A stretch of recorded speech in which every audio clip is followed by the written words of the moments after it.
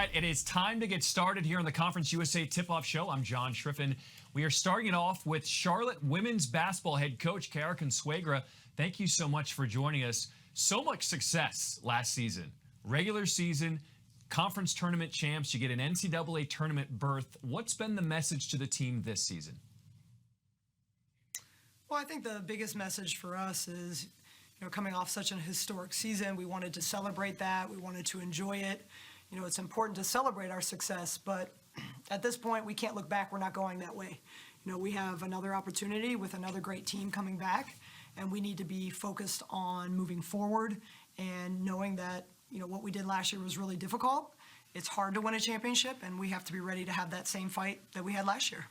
You lose the player of the year, but you still have a ton of pieces coming back. How do you replace that production? Talk us through your lineup. Well, we can't replace Octavia Jett-Wilson, player of the year, as you noted, and we don't expect to. She is a once-in-a-lifetime player, one of the best players to ever play at Charlotte. But as you stated, we do have some really great pieces. Michaela Boykin, Jada McMillan, Deja Lawrence. I think our guard play can continue to be very, very good. It's just going to look different. The ball is going to be passed around a little bit differently. The touches are going to be different.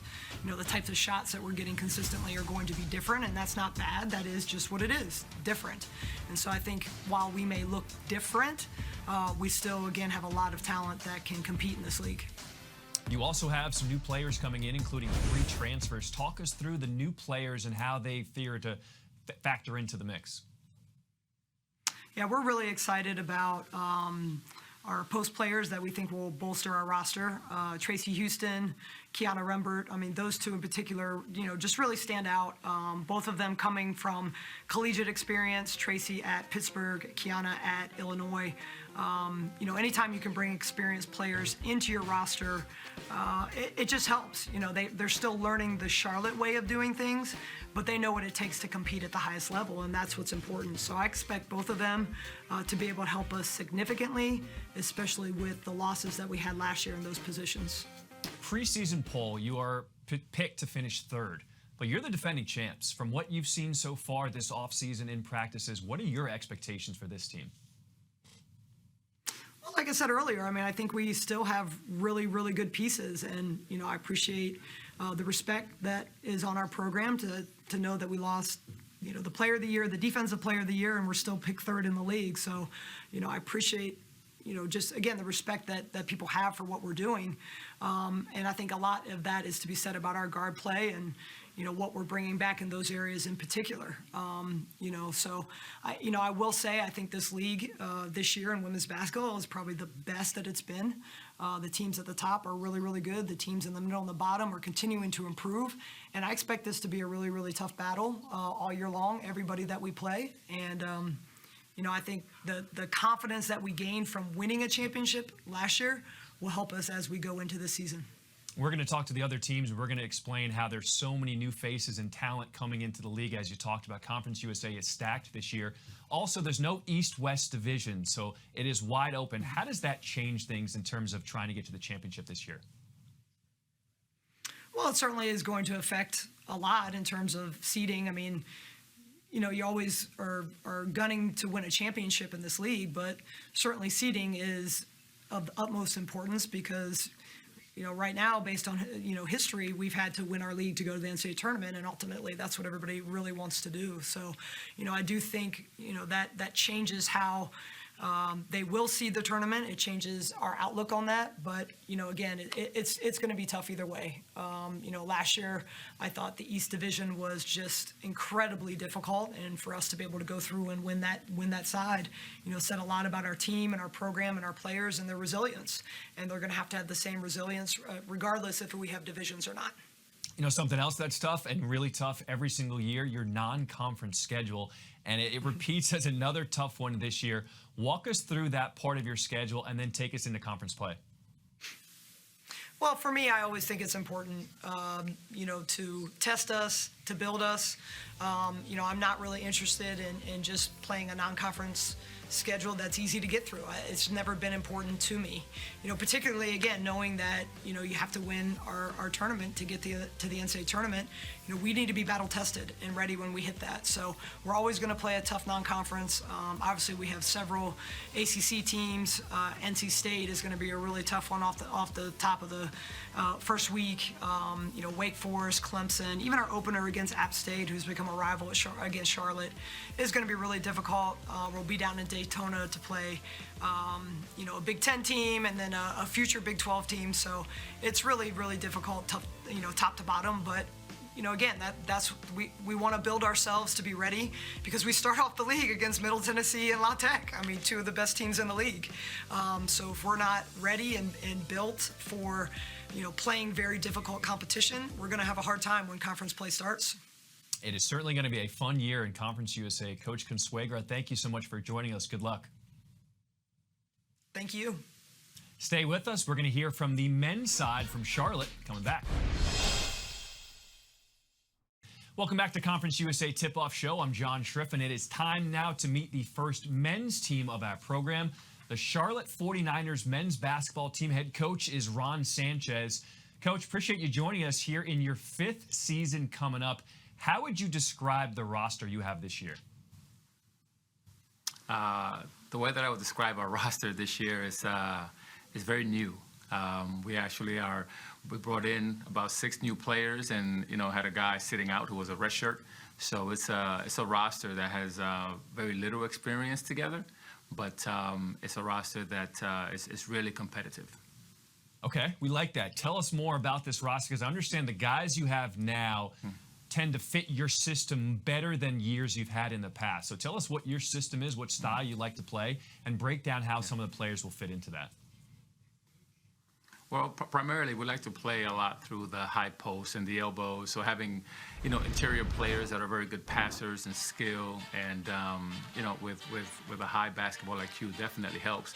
But then having some playmaking guards also helps. And we were able to, bring in, Josh Aldridge as a forward for us, who's really going to help in that elbow position. And then from the guard standpoint, we brought in Montre Gibson and Lakai Patterson, that are 2 guards that are really going to help our system. It's been a busy offseason for the Charlotte men's team. You guys got a chance to take a trip to Costa Rica. And there was 2 parts of that trip that were pretty unique. We'll get to the service part in a bit. But first, talk to me about basketball. Having all these guys come together, how did they look on the court for the first time? Well, the benefit of taking an international trip is that you get those additional practices in the summer, which really allows guys to get to know each other on the floor. We were able to implement some of our system and kind of get a head start on, building our team on the floor, their chemistry, who can do what, and actually getting a chance to see them in person.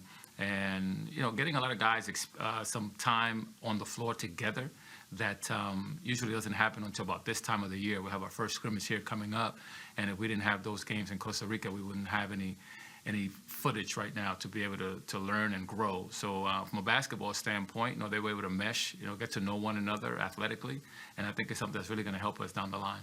Who were some of the players who really stood out on that trip to Costa Rica, and what are you looking for now in the film to build on? Some of the freshmen, some of the guys that didn't play a lot of minutes last season. For example, if I had to pick, one player that really, really stood out for us was our redshirt freshman, from last season, who, due to numbers, et cetera, didn't have an opportunity to play. But this summer, he was able to show us, how much he has grown, and, from that standpoint, we're able to say, wow, this kid can really do these things that we thought he could do and watch him in high school. And then we had some of the transfers come in, Josh Aldridge was able to, play really well for us. Montre Gibson was able to play a lot of minutes and play well for us. Lakai Patterson was able to play a lot of minutes and play well for us. Igor Milicic, transfer from Virginia, was able to come in and play really well for us. So seeing those guys on the floor, along with Dalen Berry, who's a freshman that I was talking about, really gave us an opportunity to see all those new faces on the floor together at the same time, and it was definitely a positive experience for all of us. With the two starters you have back, including the freshman of the year, what do you want to see from them to take the next step, the growth in their game? Yeah. Yeah, I mean, Ali Khalifa was phenomenal for us last season. Seeing him take another step forward with his leadership on the floor, having to play an upperclassman role, is something that I'm really looking forward to seeing him do, kind of demand, the ball a little more, be a little more physical in the post, continuing to shoot the ball in the perimeter at the level that he did in conference play is great for us. But just seeing him and Jackson Threadgill, just take more of a leadership role on the floor, to help the young guys, run our stuff and manage and understand how it is that we have to play a lot better. Okay, so the second part of that trip to Costa Rica was a service project. Tell us about that and what you feel like your players really took away from that experience. Yeah, I mean, we are an institution of higher learning, and our education isn't solely in the classroom. I mean, for me, being able to take our team to a different country, experience a different culture, spend time at an orphanage with disadvantaged kids. I mean, we took a tour of their facilities. We watched where these kids sleep, where they eat, and then we were able to spend some time with them on a basketball court. And it was great to see our guys just put down their phones and lose themselves in trying to make somebody's day who is less fortunate. I got a lot out of that, trying to see, who are the guys that really have this, genuine kindness about them and they care about others. For me, the entire team really did a great job, during that time. That's incredible because so many times we focus on the wins and the losses, but there are so many other things to the development of young men and young women. Preseason poll, you are picked now to finish 9th in Conference USA. What are your expectations for the Charlotte team this year?